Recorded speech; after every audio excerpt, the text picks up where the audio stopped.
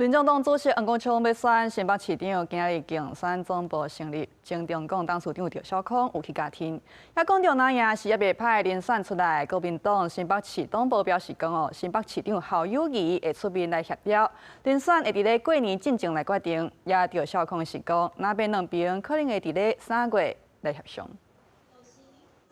新北市长黄国昌，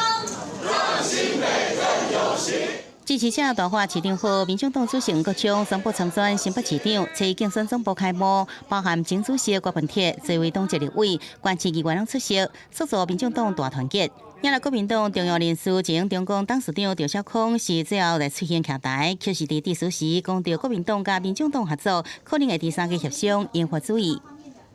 两大党的合作，我们是开大门走大路。基于实践这些政策价值的愿景，我们写下承诺。3月的时候，可能要跟民众党来协商，那时候再决定到底是谁。不管是李四川还是黄国昌，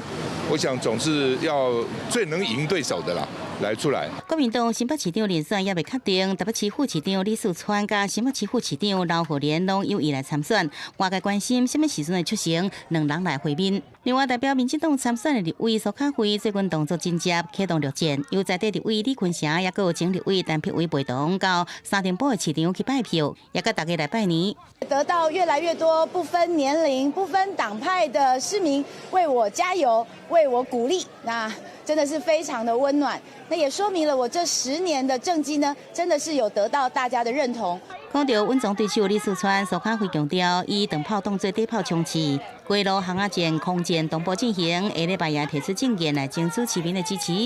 记者综合报道。